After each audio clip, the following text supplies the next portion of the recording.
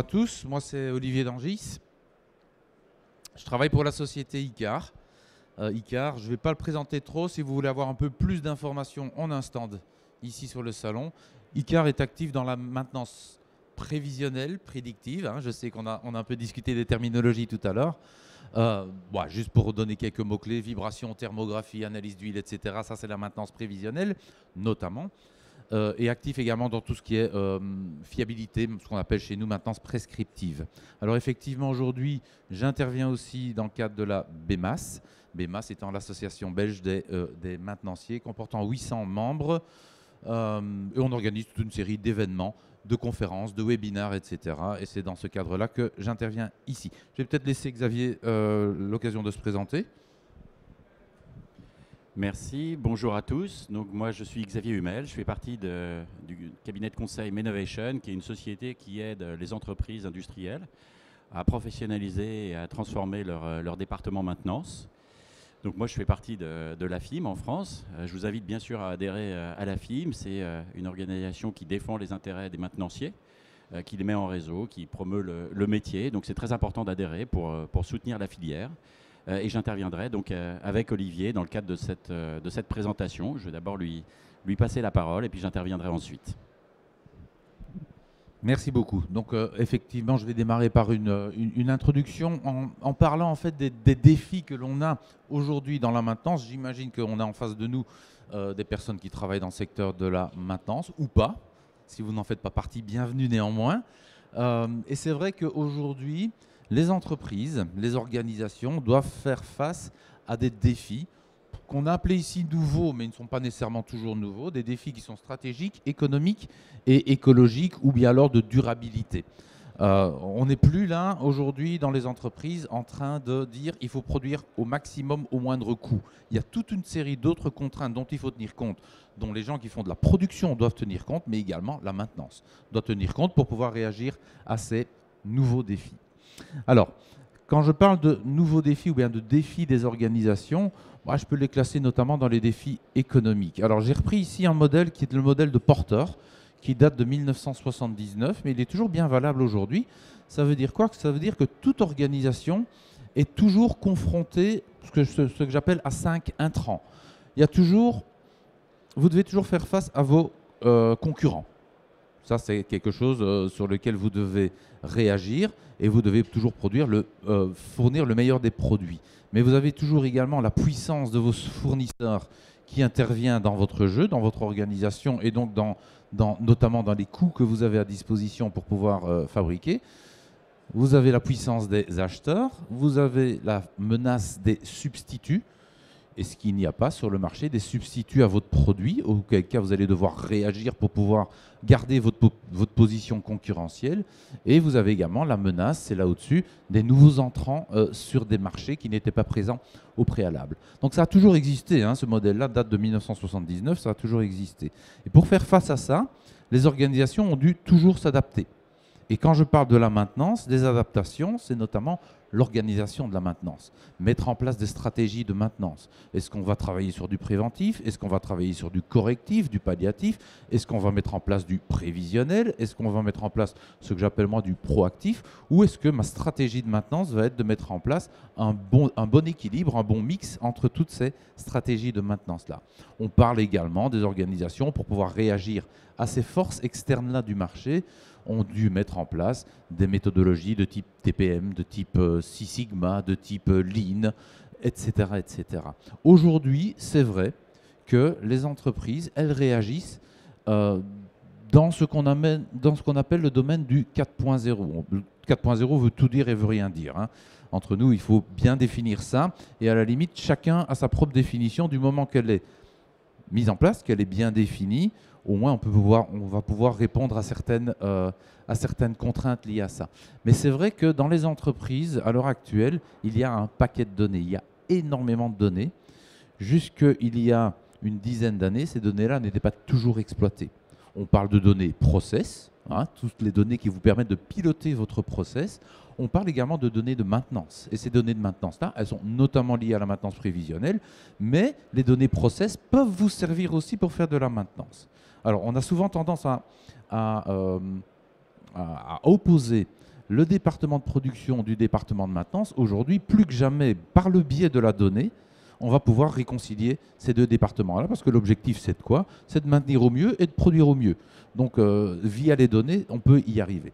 Donc, effectivement, les entreprises qui veulent réagir aujourd'hui et qui veulent passer un nouveau cap, une des pistes, alors je ne dis pas que l'organisation de la maintenance ne n'est pas quelque chose de très important, mais une des pistes, c'est de s'orienter vers l'analyse des données.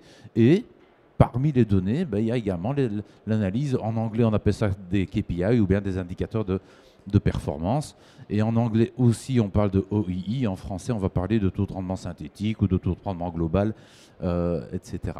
Donc, les données vous permettent de calculer vos indicateurs et vos indicateurs vous permettent de prendre des décisions. Donc ça vous permet de réagir aux défis économiques modernes, je dirais, auxquels les entreprises doivent faire face à l'heure actuelle. Alors, mais il y a d'autres défis.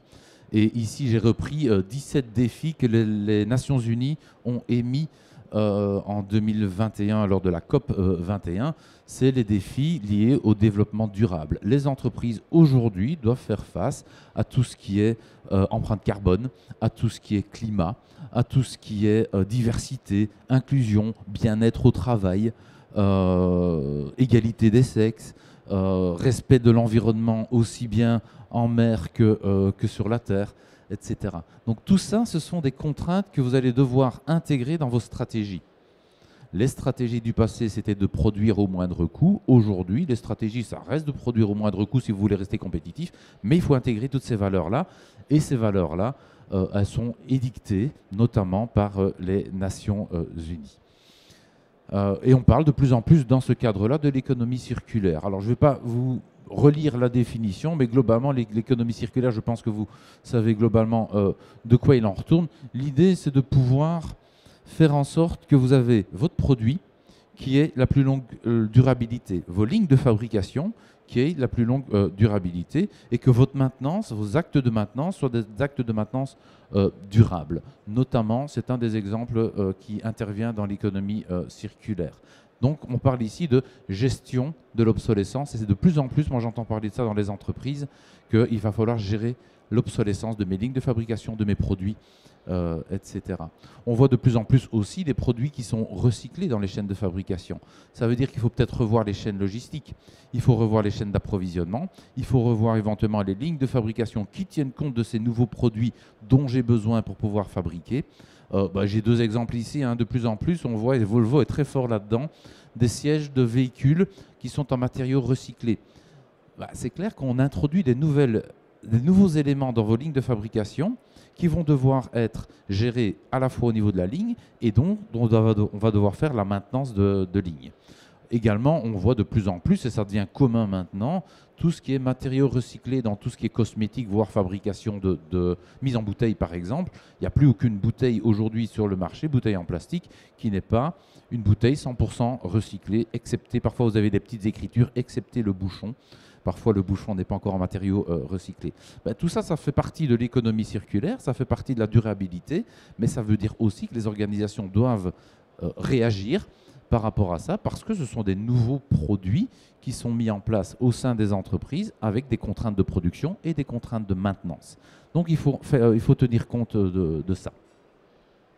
Alors, dans les défis des organisations, il y a des défis aussi stratégiques. Stratégiquement, comment est-ce que je veux organiser mon entreprise? Et pour faire face à quoi? Pour faire face à toute une série d'événements qui sont incontrôlables. Et on en a vécu quelques-uns ces dernières années. On parle de pandémie, on parle de la guerre en Ukraine, on parle de tout ce qui est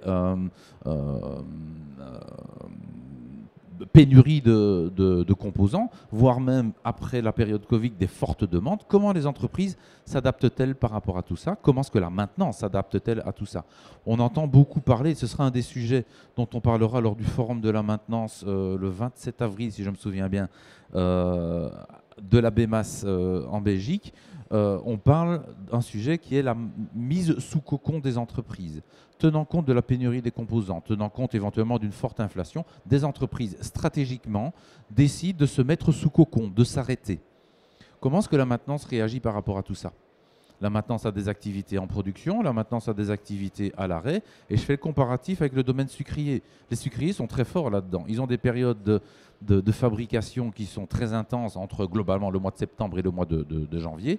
Et entre-temps, la maintenance a une autre activité à faire, c'est-à-dire faire en sorte que l'usine soit prête de nouveau à fabriquer. De plus en plus d'entreprises qui se mettent sous cocon doivent s'adapter suivant ces nouvelles contraintes-là. Ce sont des décisions stratégiques à prendre pour savoir comment je produis, comment je maintiens mon outil, mes assets. Et puis derrière, il y a des décisions stratégiques qui parlent de la relocalisation. Est-ce qu'on veut relocaliser ou bien est-ce qu'on veut continuer à produire des produits bon marché en Chine qui vont avoir une empreinte carbone très importante parce qu'on doit les faire venir par bateau? Relocalisation, circuit court, économie circulaire, etc. Ça fait partie des réflexions que les entreprises doivent avoir aujourd'hui et dont les maintenances doivent avoir également pour pouvoir continuer à fabriquer. Alors, on parlait d'indicateurs de performance tout à l'heure. Juste ici, c'est un exemple qu'on a vécu dans une entreprise chimique. Et vous voyez que l'exemple date de 2015 jusqu'à 2020 où on a suivi la disponibilité d'une ligne de fabrication. Avant 2015, cette entreprise-là n'avait pas de suivi de sa disponibilité de sa ligne de fabrication. Donc, elle avait beaucoup de mal à piloter en fait, sa ligne de fabrication. Dès le moment où ils ont mis en place ce type de mesures-là, les données, ils les avaient à disposition. Ce n'était pas compliqué de les mettre en œuvre. Ils ont vu qu'ils avaient une très, très grande variabilité dans la disponibilité de leur équipement. Même si la disponibilité moyenne était dans ce cas-là à 62%, il y avait une très grande variabilité. Ça veut dire que c'est juste impossible de piloter une ligne de fabrication lorsque vous avez une grande variabilité. Et nous, dans notre action que l'on a fait uniquement sur la partie maintenance, je ne dis pas qu'il n'y a pas d'autres activités qui peuvent être envisagées, on a essayé de travailler pour que à la fois la disponibilité puisse être maîtrisée, mais la variabilité de cette disponibilité puisse être réduite, puisque à ce moment-là, on maîtrise mieux son processus de fabrication. Et puis une fois que ça a été maîtrisé, avec un petit retour en arrière lié à des investissements en 2018, l'idée c'est d'essayer d'augmenter la disponibilité des lignes de fabrication tout en maintenant une variabilité qui est très très faible. Ça veut dire quoi? Ça veut dire que dans le cadre de la maintenance, on va essayer de travailler sur des arrêts planifiés non planifiés qui sont moindres. On va essayer de diminuer le nombre d'arrêts planifiés et de diminuer le temps des arrêts planifiés. Et on va essayer d'avoir une meilleure gestion des risques pour maîtriser la qualité de votre produit fini. Ce sont des notions qui sont relativement connues, ça reste d'actualité, mais on en tient compte aujourd'hui par le fait que l'on a des données à disposition dans les entreprises. Alors, on parlait de gestion des risques. J'ai ici deux transparents avant de donner la main à Xavier. Dans les risques industriels, ce qu'on identifie, notamment, je pense que tu vas en parler un petit peu, tout ce qui est risque industriel, on parle des risques financiers, on parle des risques qui sont liés à des problèmes de qualité, on parle des risques qui sont liés à la sécurité et on parle de risques qui sont liés à l'environnement. Il faut dégager des réponses par rapport à ces risques-là. Et dans le cadre de la maintenance, ce qu'on va essayer de faire, comme je le disais tout à l'heure, on va travailler sur les arrêts qui sont non planifiés et les arrêts planifiés également pour pouvoir mieux les préparer. On va essayer de travailler à l'heure actuelle, étant donné que le monde évolue rapidement, on va essayer de travailler sur les distorsions de compétences et sur les ressources dont on a besoin à l'heure actuelle en maintenance. On voit de plus en plus dans les entreprises des nouveaux métiers qui sont souvent liés pour l'instant à tout ce qui est process et production, des métiers de type analyse de données, ingénieur de données, statisticien, etc. On le voit beaucoup à l'heure actuelle dans les entreprises qui vont travailler sur les données des historianes, des bases de données historiques des données process pour pouvoir optimiser le process. Ça manque encore un petit peu en maintenance. En maintenance, on a besoin, je vais parler de mots anglais, de data engineer, de data scientist, de data analyst. On a besoin de statisticiens pour analyser ces données-là, pour pouvoir faire une meilleure maintenance. Et donc, ça veut dire qu'à l'heure actuelle, il y a un manque de compétences dans les analyses de données ou un manque de ressources, et il y a des distorsions de compétences. Il faut absolument, à l'heure actuelle, dans la maintenance, essayer de s'adapter et créer des nouveaux métiers, accompagner les métiers actuels vers un changement. C'est vraiment essentiel. Et puis derrière ça, il faut aussi essayer, si je parle de la maintenance, mais également de toute entreprise, essayer de déterminer quelles sont les sources de données qui sont connectées. Il y a des tas de bases de données. On parle de plus en plus de cloud, on passe de serveurs locaux, on parle de logiciels qui ont leur propre format de données. Il faut absolument mettre en œuvre, aujourd'hui dans les entreprises, ces notions-là de connectivité entre les données pour pouvoir les faire parler et en faire quelque chose d'intelligent. Donc, les métiers du futur dans la maintenance passent notamment, pas que, par également des gens qui vont être des spécialistes en analyse de données. Alors, je vais reprendre ici les mots de M. Kelvin, qui était un astrophysicien, un physicien anglais. Je pense qu'il est décédé en 1907, donc bien avant la numérisation, bien avant l'intelligence artificielle, bien avant la mise en place aujourd'hui des dashboards ou des tableaux de bord qu'on voit dans les entreprises. C'est en anglais, je vais essayer de vous le traduire. Il nous disait « On ne peut pas gérer sans mesurer, et seulement ce qui est mesuré peut être implémenté, peut être travaillé. La mesure est l'antidote de l'ambiguïté. Elle nous force à être clairs sur des concepts qui sont vagues et nous oblige à agir. » Ce que je veux dire par là, c'est qu'il y a de la donnée, il y a la possibilité de mesurer, il y a des systèmes IoT sans fil qui vous permettent de rapatrier des capteurs, qui vous permettent de rapatrier de l'information aujourd'hui. Exploitez-la parce que c'est ça qui vous permet de prendre des décisions. Voilà, je donne la parole à Xavier pour la suite de la présentation.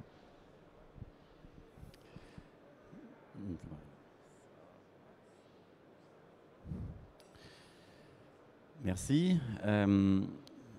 Donc ce que je vous propose, c'est, avant de reparler un peu de données à la fin de la présentation, c'est de vous prendre un peu de recul sur la maintenance et de parler des évolutions que vous connaissez bien sûr, mais que l'on voit aussi chez Menovation, et des évolutions qui concernent la maintenance. C'est une liste de choses assez générales. C'est un peu une liste à l'après-vert, mais on va les balayer ensemble justement pour prendre ce recul et voir vers quoi, dans quelle direction on peut évoluer. L'analyse des données, les données étant effectivement une de ces directions. Avant de faire ça, ce que je vous propose, c'est de revenir un peu sur une chose dont on aime bien parler chez Menovation, c'est la création de valeur en maintenance et en gestion d'actifs. Et les maintenanciers ou les industriels dans la salle seront sûrement d'accord avec ça. Ça n'a rien de très surprenant. Mais ce qu'on dit toujours chez Menovation, c'est qu'il y a 4 axes de création de valeur par la maintenance, création de valeur pour l'entreprise. Le premier, c'est celui qui est à gauche, c'est ce qui est lié à la disponibilité technique des équipements. Et effectivement, la maintenance contribue à l'accroissement de la disponibilité en agissant en effet sur les plans de maintenance, en exploitant les données qui sont disponibles, en cherchant à réduire les arrêts non planifiés ou non souhaités. Et elle contribue directement à améliorer la disponibilité technique des équipements. Le deuxième axe, c'est de maîtriser ou de réduire les risques liés à la santé, la qualité, la sécurité, l'environnement. Elle doit pour ça pouvoir les mesurer, elle doit pouvoir les anticiper, elle doit pouvoir les prendre en compte dans l'analyse économique et elle doit pouvoir contribuer à les réduire en mettant en place des dispositifs de sécurité pour les individus ou pour l'environnement ou autres. On a parlé tout à l'heure de Securafim ce matin, mais ça fait complètement partie de la maîtrise des risques que la maintenance contribue à améliorer. Troisième axe, c'est réduire les coûts, réduire ce qu'on appelle les OPEX, donc les coûts de maintenance, les coûts opérationnels de maintenance, à savoir la consommation de pièces ou les heures passées sur une intervention ou le coût des prestations externes qui interviennent lors des interventions. Et dernier axe, c'est tout ce qui est lié au projet d'investissement, au CAPEX. Donc on peut aussi, par une bonne maintenance des machines, réduire les CAPEX pour renouvellement ou allonger la durée de vie des équipements, ou bien sûr réduire les stocks de pièces de rechange qui sont également, du point de vue de l'entreprise, considérés comme des coûts d'investissement et des CAPEX. Alors, ce qu'on dit en plus chez Menovation, c'est qu'à un instant donné, on ne peut pas en général jouer toutes les directions à la fois. C'est difficile de jouer à la fois la réduction des coûts OPEX et en même temps l'amélioration de la disponibilité. Parfois, il faut mettre un peu plus d'argent pour augmenter la disponibilité des équipements. Et en général, ça vaut le coup parce que si tant est que le marché évidemment absorbe les produits fabriqués supplémentaires, alors la valeur créée par les produits en plus, normalement, vaut la valeur ou le coût supplémentaire qu'on mettra dans les activités de maintenance, et ainsi de suite. Donc à un instant donné, en fait, l'objectif de l'entreprise va dépendre, ça peut être des parties prenantes, c'est-à-dire de l'ensemble des acteurs autour de la chaîne de production, de la stratégie business, si je veux plutôt augmenter mes produits ou limiter, même organiser la pénurie ou favoriser tel marché ou tel marché, je vais avoir des réactions différentes sur la disponibilité des équipements et donc une stratégie de maintenance différente. Ça peut dépendre aussi des besoins en capacité d'actifs ou de cadre financier. Ça dépend de mes capacités CAPEX ou de mes capacités OPEX, bref, de l'argent que je suis capable de mettre à disposition pour aller dans un sens ou dans un autre. En tout cas, quoi qu'il en soit, à un instant donné, j'ai plutôt intérêt à jouer un axe de création de valeur plutôt qu'un autre et d'aligner ensuite mes pratiques par rapport à cet axe. Alors, une des premières choses, des premières évolutions qu'on voit en tout cas dans ces dernières années, et ce n'est pas seulement conjoncturel, c'est la nécessité en fait d'une stratégie plus agile, d'une stratégie de maintenance beaucoup plus agile pour faire face aux crises qui se répètent, crises qui peuvent aller dans un sens ou dans un autre, qui impactent soit la nécessité ou la quantité de produits à fabriquer ou la nécessité d'optimiser les coûts. Et en fait, on constate une variation de plus en plus grande dans un sens ou dans un autre. On le voit sur cet axe horizontal, la nécessité pour une entreprise en fait, de choisir de temps en temps une direction axée sur la capacité des équipements ou alors une stratégie axée sur les coûts. Alors juste pour vous donner quelques exemples, en fait, une anecdote d'ailleurs, en février 2020, on va voir une entreprise qui fabrique des produits de seconde œuvre et elle était plutôt sur une stratégie de maintenance axée sur les coûts. Donc il fallait réduire les coûts, il fallait optimiser la consommation de pièces, etc., etc. Et puis le Covid arrive en mars, bon, les choses s'arrêtent un peu, on la rappelle quelques mois plus tard, et pour lui demander ce qu'elle a fait, où est-ce qu'elle en est, et si on peut reprendre nos activités d'une manière ou d'une autre, peut-être à distance, via Teams, pour mettre en œuvre en fait, la stratégie de maintenance axée sur les coûts. Et là, elle nous dit « Ah non, non, mais pas du tout, on arrête tout, c'est plus du tout pareil. En fait, certes, le Covid a démarré, mais ce qui continue, ce sont les chantiers. Nous, on a un appel et une demande absolument incroyable. Et donc, on continue à produire. On n'est plus du tout une stratégie axée sur les coûts, mais une stratégie axée sur la capacité. » Et en quelques mois, cette entreprise qui était plutôt assez contrainte s'est vue réorienter en fait sa stratégie de maintenance vers la disponibilité des équipements. Alors ça a marché dans ce sens-là. C'était plutôt une affaire ou une orientation positive, mais ce qu'on voit beaucoup aussi, évidemment, et ce qu'on a vu pendant ces années 2020-2021, sont des entreprises qui ont été plutôt dans le sens de la réduction en fait, des capacités ou des quantités à produire et vers une stratégie axée sur les coûts. Ça a été le cas de l'aviation, évidemment, de tout ce qui était mobilité automobile. On voit des images relatives aux chauffeurs de taxi, mais ça a concerné évidemment tous les secteurs de l'activité, l'agroalimentaire, etc. etc. Eux ont été évidemment fortement impactés par le Covid et sont passés d'une stratégie de capacité à une stratégie de coût. Alors on a vu d'autres effets aussi, c'est pour certaines entreprises, des entreprises qui est effectivement concentrée sur le développement des capacités, à avoir de temps en temps même une augmentation de ce besoin-là et de cet axe-là. Autre anecdote, on avait un fournisseur de produits alimentaires, de gâteaux, qui a cessé de vendre en fait ces gâteaux en petits paquets, mais qui les a vendus en gros packs. Et donc toutes ces machines qui étaient liées en fait au packaging en gros packs se sont retrouvées complètement saturées alors qu'elles n'étaient pas du tout avant la crise Covid. Et là encore, c'est un défi pour les industriels, pour les producteurs et aussi pour la maintenance de complètement réorienter en fait l'action de la maintenance sur les machines qui deviennent absolument critiques pour soutenir la stratégie de l'entreprise. Et en l'occurrence, une augmentation des machines liées aux fabrications des gros packs. Donc évidemment, ça a été le cas, ce type de stratégie ou de situation s'est retrouvé pour tout ce qui était fabricant de médicaments, de produits liés de gel hydroalcoolique ou de produits pharmaceutiques ou parfois d'autres produits comme on peut voir sur les images ou même des entreprises de livraison.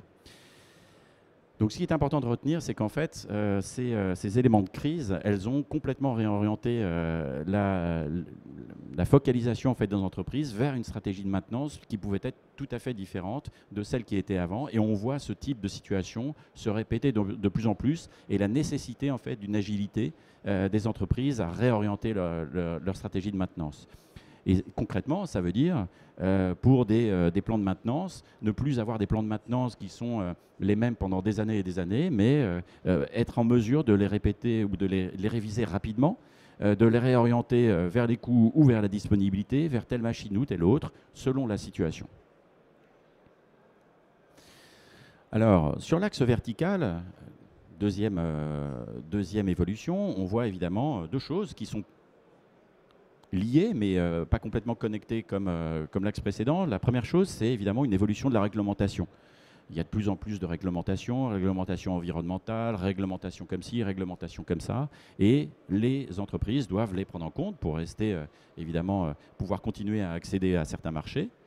Ce qui pose des défis en termes d'équipement, en termes de machines, en termes de maintenance. À l'inverse, il y a aussi des opportunités de business plus durables. Aujourd'hui, une entreprise peut se positionner sur des business différents et prendre un certain temps d'avance sur ses concurrents. En tout cas, ça peut être le choix d'une stratégie. Et dans tous les cas, que ce soit imposé ou choisi, ça a de toute façon un impact à la fois sur la maintenance, mais aussi sur les équipements, sur la gestion de la fin de vie, sur le choix des équipements et des renouvellements ou du design de certains équipements. Alors, ce que je vous propose là, c'est de faire juste une petite parenthèse sur la notion de vieillissement, le vieillissement des actifs. Il y a 4 formes de vieillissement. Le premier, c'est le vieillissement technique, qu'on connaît tous, évidemment. C'est quand l'équipement ne remplit plus sa fonction ou que la disponibilité n'est plus suffisante. Et en général, on renouvelle parce qu'à un moment, les pertes de production sont telles qu'on a plus intérêt à remplacer l'équipement et à regagner de la disponibilité. Le deuxième axe de vieillissement, c'est le vieillissement économique. La fonction est toujours assurée par l'équipement, mais on trouve des équipements qui produisent, qui remplissent la même fonction, avec évidemment une rentabilité, une profitabilité, une efficacité bien supérieure. Et en fait, le retour sur investissement est très rapide. Troisième forme de vieillissement, c'est le vieillissement lié à la conformité des équipements qui produisent quelque chose des équipements qui ne produisent plus dans la conformité avec des barrières de protection qui sont plus respectées ou des systèmes qui ne respectent plus la réglementation. Et quatrième vieillissement, c'est le vieillissement commercial. C'est-à-dire qu'on peut avoir des machines qui produisent des produits qui ne sont plus vendus sur le marché. Il suffit de penser à tous les producteurs de disques vinyles. Alors même s'il y a une petite recrudescence des disques vinyles aujourd'hui, clairement, ces producteurs ont pu jeter leurs machines à la benne parce qu'elles ne servaient plus des produits qui étaient intéressants du point de vue du marché. Ça, c'est le vieillissement commercial. Mais ça peut être aussi un choix pour une entreprise d'aller s'orienter dans ce marché, évidemment. Alors, ce n'est pas les maintenanciers qui vont décider, mais les maintenanciers vont devoir intégrer ces réflexions, ces stratégies d'entreprise dans la gestion de la fin de vie des équipements. Et ce qui est sûr, c'est que aujourd'hui, l'industrie durable, de toute façon, c'est quelque chose qui est une tendance de fond et qui a un impact général à la fois sur la maintenance opérationnelle, mais aussi sur la gestion des renouvellements. Ça peut être une opportunité pour aller vers des produits qui répondent à des attentes du client. Ça peut être une nécessité pour prendre des nouveaux marchés. la voiture électrique il y a quelques années, c'était plutôt un pari. Aujourd'hui, c'est devenu plus, on bascule plus vers quelque chose qui va être imposé par la réglementation, mais clairement, il y avait une place à prendre.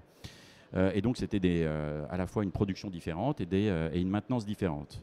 Ça peut être l'objectif, l'industrie durable, ça va être aussi d'améliorer la performance opérationnelle, donc c'est réduire les consommations d'énergie, ça peut être travailler sur les pertes ou sur les pertes subies ou sur certaines formes de pertes parce qu'elles ont des temps de redémarrage qui impactent fortement le bilan carbone d'une entreprise. Et puis c'est évidemment travailler sur les coûts, enclencher l'économie circulaire dont on parlait tout à l'heure, limiter éventuellement les déplacements. En tout cas, l'industrie durable est une tendance de fond et elle va nécessairement impacter la maintenance. Alors la maintenance, elle a aussi des solutions par rapport à ça. C'est de déployer tout un tas d'outils aujourd'hui, d'outils d'exploitation de données, mais pas seulement. Ça peut être des Google Glass pour travailler sur l'exécution des interventions, ça peut être l'exploitation de drones, ça peut être évidemment de déployer des capteurs, de créer des données qui vont être ensuite exploitées par des systèmes intelligents, ça peut être de travailler sur la sécurisation des données ou ce qu'on appelle des jumeaux numériques pour arriver justement à concilier données de production, données de maintenance et exploiter les choses de manière différente. Et ça sont des outils évidemment que la maintenance auquel la maintenance va être confrontée de plus en plus pour intégrer ces nouvelles données et aller dans le sens de l'industrie durable dont on parlait juste avant.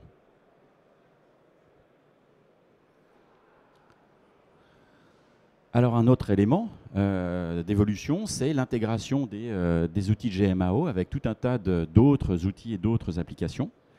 L'EAM, c'est l'outil de GMAO et on le voit de plus en plus s'intégrer avec des outils d'APM, donc d'Asset Performance Management, d'AIP, d'Asset Investment Planning, de PPM, de Project Portfolio Management ou de BI, de Business Intelligence. Alors tous ces outils sont des outils, en fait, c'est des briques qu'on retrouve à différentes parties du modèle de maintenance, soit sur la gestion des renouvellements et la gestion de la durée de vie des équipements, soit sur évidemment l'exploitation des données, c'est les outils BI, soit sur l'optimisation des plans de maintenance, c'est plutôt les outils APM. On en a un d'ailleurs chez Menovation que je présenterai à Global Industries sur le stand de la FIM en avril, si je me trompe pas, non en mars, début mars. Ou des outils qui permettent de gérer les portefeuilles de projets ou d'investissements. Toutes ces briques aujourd'hui se développent beaucoup, il y a beaucoup d'acteurs autour de ça, il y a évidemment des acteurs autour de l'exploitation et de la création des données. Et en tout cas, comme le disait Olivier tout à l'heure, c'est une tendance de fond et les équipes maintenance doivent s'adapter à ce nouveau contexte et à ces nouvelles compétences. Alors à propos de compétences ou d'attentes, on a aussi des populations de maintenance qui évoluent. Alors pas seulement parce qu'elles sont formées différemment, mais parce qu'aujourd'hui, les jeunes qui arrivent sur le marché du travail ont des approches complètement différentes de celles des anciens, comme moi. Et aujourd'hui, ça nécessite en tout cas des outils différents, des outils qui sont plus, en effet, qui permettent d'apprendre différemment, de s'appuyer sur YouTube, de partager des expériences, de partager des compétences. En tout cas, les attentes sont totalement différentes des jeunes techniciens ou des jeunes ingénieurs de maintenance. Et il faut pouvoir s'adapter à ça. Qui plus est, sachant que les compétences techniques disparaissent dans les entreprises, et il y a un besoin évidemment de renouveler, il y a aussi des difficultés de recrutement, mais indéniablement, pour attirer les jeunes, un des enjeux, un des défis des services maintenance, c'est de pouvoir leur proposer des outils aussi différents.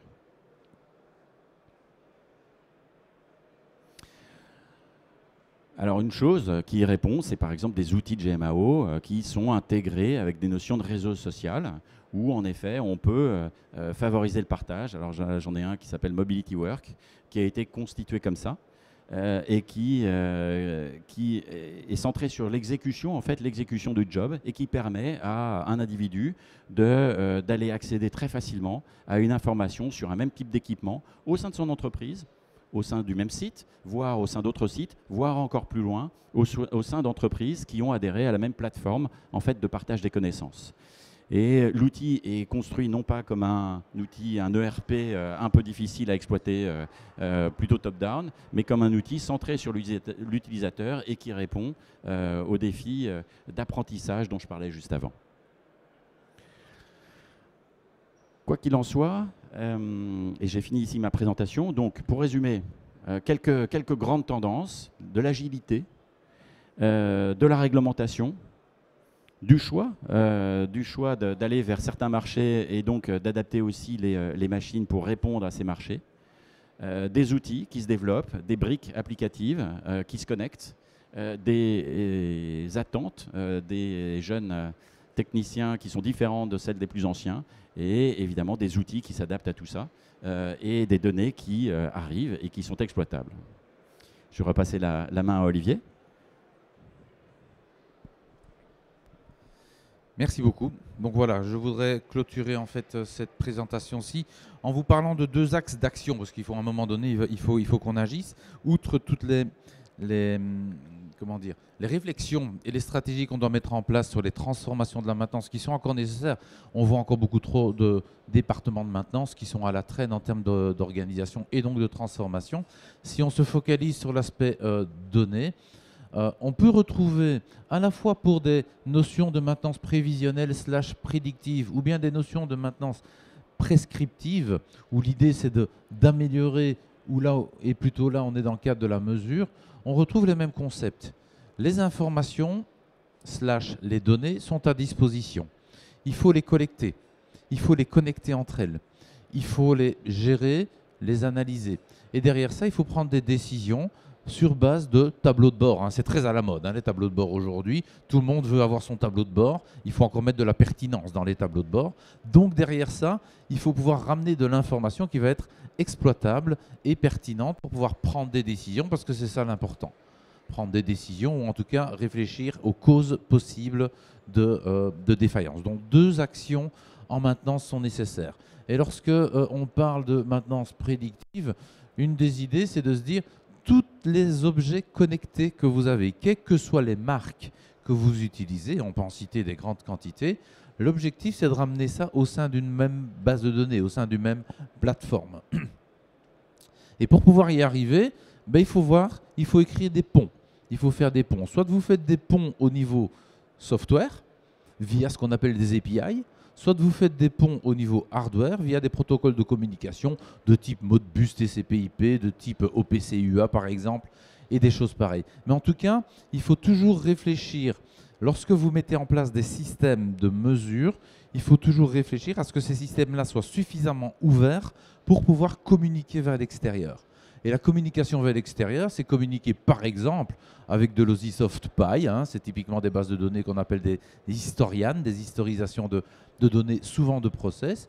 Il faut pouvoir communiquer avec vos plateformes de maintenance prédictives qui sont souvent très spécifiques. Vous avez des collecteurs de données de vibration qui travaillent avec certaines bases de données. Vous avez des collecteurs de données thermographiques qui travaillent avec certaines bases de données. L'idée, c'est de pouvoir rassembler tout ça au sein d'une même plateforme, de les faire communiquer en entrée et en sortie, de pouvoir mettre en place, ça c'est aussi important, ce qu'on appelle en back-end, en arrière-fond, des méthodologies qui existent aujourd'hui d'intelligence artificielle, de statistiques, on parle de machine learning, on parle de deep learning, etc., pour que le résultat qui sort de ces algorithmes-là, qui vous apporte ce qu'on appelle de l'intelligence augmentée, je ne parle pas d'intelligence artificielle, c'est de l'intelligence augmentée, qui vont augmenter la capacité de décision de l'être humain, pour que ces algorithmes-là puissent communiquer avec des systèmes comme des systèmes de GMAO. Ici, on a cité 2 marques, mais on peut en citer des tas d'autres, SAP, Maximo, qui sont quand même des gros acteurs sur les marchés, et pouvoir communiquer vers des tableaux de bord pour pouvoir prendre des décisions. Donc ce transparent-là, cette diapo-là, elle est là pour vous montrer les notions d'importance de centraliser de la donnée, mais également de connectivité de la donnée. Alors, quels sont les gains ? Moi, mon gain, je me réfère toujours à ce qu'on appelle la courbe PF. La courbe PF, c'est une courbe qui vous montre à quelle rapidité, lorsqu'une défaillance apparaît sur votre équipement, à quelle rapidité la défaillance va apparaître. Donc le F, c'est le point de failure, le point de panne. Le P, c'est le point à partir du moment où il se passe quelque chose dans votre équipement. Mon objectif, moi, en tant que maintenancier, c'est toujours de pouvoir déterminer le plus tôt possible si une défaillance va apparaître. Je n'ai pas envie de subir les défaillances. J'ai envie d'anticiper les défaillances. Et pour pouvoir les anticiper, il faut que je mesure. Et pour pouvoir les mesurer, vous pouvez faire de la maintenance 1.0, c'est-à-dire vous avez des gars qui circulent dans l'entreprise et qui vont aller écouter, sentir ce qui se passe, c'est encore très utile. Vous pouvez faire de la maintenance prévisionnelle 2.0, vous envoyez quelqu'un sur site avec un ordinateur portable, avec un collecteur de données, il va récolter de la donnée. Vous pouvez faire de la maintenance prédictive 3.0 avec des objets connectés de ce type-là. On est vraiment à l'ère du capteur aujourd'hui et du capteur connecté. Ce n'est pas pour ça que c'est la panacée. Donc on va aller mettre des capteurs qui, eux, vont pouvoir vous transmettre de l'information à un rythme régulier et vous permettre de visualiser les évolutions de vos courbes de tendance à distance. Et vous pouvez rentrer dans l'ère de la maintenance prédictive 4.0 où on va se dire, dès le moment où j'ai les données dans une base de données, je vais mettre un peu d'intelligence dessus. Et l'intelligence, ça peut être simplement de la corrélation entre deux courbes, ça peut être de la statistique. Si on veut aller plus loin, on peut aller vers des méthodologies d'intelligence artificielle ou d'intelligence que je préfère appeler d'intelligence augmentée. Mais mon objectif, il est toujours le même lorsque je veux mettre en place une maintenance prévisionnelle, qu'elle soit 1, 2, 3.0 ou 4.0, c'est de détecter le plus tôt possible, tout près du point P, qu'il se passe quelque chose dans mon équipement. Pourquoi? Parce que ça me donne une fenêtre d'ouverture qui me permet de préparer, planifier et exécuter ma tâche de maintenance avant d'arriver à la casse. Et ça, c'est essentiel. Si vous détectez qu'il y a une défaillance sur votre équipement parce que votre équipement fait beaucoup de bruit à ce moment-là, votre fenêtre d'intervention avant la casse, elle est très, très, très faible. Donc l'objectif, c'est de mesurer le plus souvent possible, le plus tôt possible, pour pouvoir détecter des défaillances qui vous permettent d'avoir le confort d'agir au moment où vous le voulez, où vous le décidez. Alors, si on veut mettre en place ce type de capteur-là dans le cadre d'une maintenance prédictive 4.0 ou 3.0, on peut se poser la question, est-ce que je vais plutôt en investissement, auquel cas je dois prévoir un budget, ou bien alors est-ce que je vais plutôt investir dans ces capteurs-là dans le cadre d'un budget OPEX, dans le cadre de mon budget récurrent de maintenance. Les deux sont possibles. Évidemment, les avantages des uns sont souvent les inconvénients de l'autre et inversement. De plus en plus, vous installez des capteurs dans les entreprises. De plus en plus, les capteurs sont bon marché, mais ça reste un certain coût. Et on a voulu faire une petite comparaison où on va supposer un atelier où on a 25 machines rotatives. Alors une machine rotative, c'est un groupe motopompe, un groupe motoventilateur, une bande transporteuse par exemple, avec un moteur, un réducteur et un tambour qui entraîne la bande transporteuse. 25 machines rotatives, ce n'est pas beaucoup. J'imagine que dans les entreprises, on rencontre de 10 à 100 fois plus d'équipements rotatifs dans les entreprises. Ici, je parle de seulement 25 machines rotatives. Et je parle ici d'un exemple d'une instrumentation de capteurs de vibration sur ce type d'équipement-là, qui sont des capteurs connectés qui m'apportent de l'information sur l'état de santé de mon équipement. Est-ce que j'ai un problème de roulement, de lubrification, de désalignement de la machine, etc. On a estimé, et on peut discuter là-dessus, mais on a estimé qu'il fallait de l'ordre de 88 capteurs, c'est-à-dire 138 voies de mesure sur ces 25 équipements-là. Parce qu'il y a des capteurs qui sont ce qu'on appelle monovoix, il y en a qui sont ce qu'on appelle triaxe. Ils mesurent dans les 3 directions. Donc 138 voies de mesure. Pour ça, en CAPEX, si je veux commencer à instrumenter et contrôler maintenant ces équipements-là, en CAPEX, en investissement, ça me demande de l'ordre de 85 000 € d'investissement. Donc, c'est quand même pas négligeable comme budget en termes d'investissement. Si vous le considérez dans le cadre d'un modèle as a service, c'est-à-dire le modèle de votre ordinateur, de votre téléphone portable pour lequel vous payez un abonnement tous les mois et vous avez le téléphone à disposition, mais également tous les services qui sont liés à votre portable, si vous le considérez dans un modèle as a service, ça va vous coûter c'est vraiment la fourchette haute ceci, entre 20 et 25 € par voie de mesure. Donc vous faites 25 fois 138 €. Ça vous coûte beaucoup moins cher et ça vous permet de démarrer tout de suite. Alors évidemment, si vous continuez à utiliser ces capteurs-là au cours du temps, il y a un moment donné, puisque vous payez un abonnement, ça vous coûtera plus cher que l'investissement que vous pouvez faire. Donc le CAPEX a sa justification, l'OPEX aussi, le modèle as a service, a sa justification. Si vous voulez démarrer tout de suite, on a plutôt tendance aujourd'hui à voir sur le marché des entreprises qui vont vers les modèles OPEX parce que ça leur coûte moins cher maintenant. quitte à passer éventuellement du CAPEX plus tard. Mais en tout cas, ça vaut le coup d'y réfléchir. Donc, c'était juste, c'est pas une parenthèse, mais c'est une information que l'on vous partage. Les modèles OPEX, les modèles as a service sont vraiment des modèles aujourd'hui qui vous permettent de démarrer vite avec des investissements, des coûts relativement faibles à l'heure actuelle, aujourd'hui, dès le démarrage. Voilà, je pense qu'on en a terminé avec notre présentation commune. Merci à vous, merci de votre attention. Je veux juste dire ici que la maintenance est un métier d'avenir. Pour ceux qui ont envie de postuler dans la maintenance, c'est un métier d'avenir. On ne travaille plus dans le cadre du coût, on travaille dans le cadre de la profitabilité des entreprises. Et d'ailleurs, les indicateurs de maintenance s'invitent dans les conseils d'administration des entreprises. Hein. Je veux dire, connaître l'état de santé de mon usine, de mes assets, c'est quelque chose qui est quand même très important à l'heure actuelle. Merci à vous. Merci à tous les deux. Donc la maintenance n'est pas l'avenir de l'homme, mais l'avenir de l'industrie en tout cas.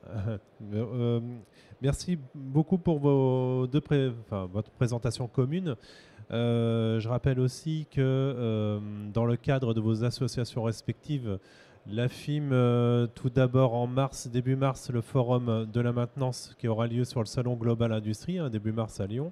Et puis ensuite, dans le cadre de la BEMAS, vous avez d'ailleurs des flyers sur sur vos chaises, deux événements, notamment un le 27 avril à Charleroi, donc événement francophone, forum également de la maintenance. Est-ce que vous avez des questions à propos de cette présentation ?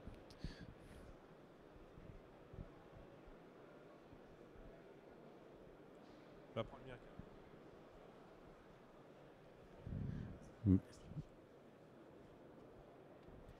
Oui, alors une question à Olivier tout d'abord et puis à Xavier après. Si vous regardez derrière vous, vous avez production-maintenance. Voilà, collé.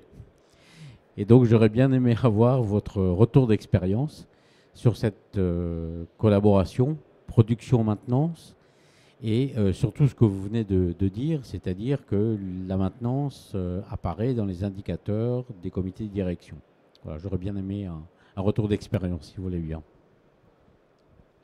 Merci. Effectivement, moi je travaille dans le domaine de la maintenance depuis 29 ans maintenant. J'ai toujours vu dans les entreprises pas mal de conflits entre les intérêts de la production et les intérêts de la maintenance. On a souvent considéré que la maintenance c'était des gens qui devaient intervenir à l'arrêt pour faire de l'entretien, alors que la production devait intervenir de fonctionner le plus longtemps possible en production. Et donc il y a toujours eu des conflits entre les deux. Je trouve à l'heure actuelle, par le biais de la donnée, chacun a besoin de données. À la fois la production a besoin des données pour piloter ses lignes de fabrication et la maintenance a besoin de données pour pouvoir prévoir les interventions qu'il va falloir faire alors que les unités de fabrication tournent encore, pas à l'arrêt. Donc j'ai besoin d'informations, de données process pour servir la maintenance et le process a probablement besoin d'indicateurs sur l'état de santé des équipements pour déterminer si leur disponibilité est bien garantie. Donc de plus en plus, je vois que dans les entreprises, les oppositions production-maintenance, par le biais de la donnée, peuvent être réduites parce que justement, l'intérêt, il est commun. Alors, pour répondre à la question de la maintenance dans les boards, j'ai l'expérience d'une entreprise en Afrique, dans le domaine du nickel, où clairement, la maintenance et certains indicateurs clés de la maintenance font partie des 5 piliers stratégiques du board à suivre donc dans le board. Donc, c'est vraiment quelque chose de très important, c'est de se dire, mais dans quel état se trouve mon usine? Est-ce que je vais être encore capable de fabriquer dans les X mois qui arrivent? D'où l'importance d'avoir ces indicateurs de performance-là qui sont traités au niveau des boards. Je ne sais pas si Xavier, tu veux rajouter des choses par rapport à la question? Non? Merci. Et d'ailleurs, la maintenance, c'est un métier d'avenir. C'est un document qu'on a réalisé en France dans le cadre d'une opération qui s'appelle Ozone Industrie. Donc vous le trouverez sur le site de l'AFIM en téléchargement, c'est gratuit. Donc oui, effectivement, c'est un métier d'avenir. Une question à Xavier, c'était... Ah oui, alors donc je rappelle que dans l'industrie du futur, la maintenance prévisionnelle est une des briques essentielles. Donc pour ceux qui qui veulent balayer la maintenance comme ça, c'est mal parti, hein, parce que on pourra tout automatiser, sauf les seules personnes vivantes que vous allez croiser, c'est les gars de maintenance. Hein. Donc voilà, c'est dit. Une question à Xavier. Par rapport à la politique liée au coût et à la disponibilité, comment est-ce qu'on peut switcher comme ça de l'un vers l'autre? Alors c'est vrai que pendant la période du Covid, tout ce qui était industrie agroalimentaire, on avait d'ailleurs fait un séminaire. Je me demande si ce n'était pas avec la BEMAS d'ailleurs en même temps, donc des supermarchés qui, eux, avaient dû s'adapter très très vite avec les changements de format. Donc, comment est-ce qu'on peut, comme ça, basculer? Parce que la tendance, hein, c'est de réduire les coûts, hein, hélas, et on commence par la maintenance. On se rend compte après qu'on a fait une bêtise, mais comment est-ce qu'on peut switcher comme ça d'une politique ou d'une stratégie réduction des coûts vers garantie ou augmentation de la disponibilité?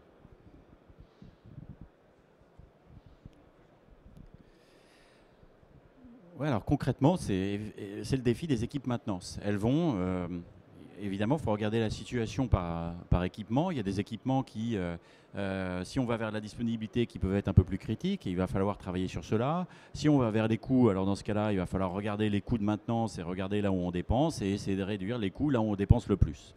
De toute façon, c'est par une analyse par équipement qu'on peut s'en sortir. Une fois qu'on a bien compris les équipements qui étaient critiques dans une stratégie ou dans une autre, il va falloir travailler sur les plans de maintenance, sur les interventions, sur la préparation.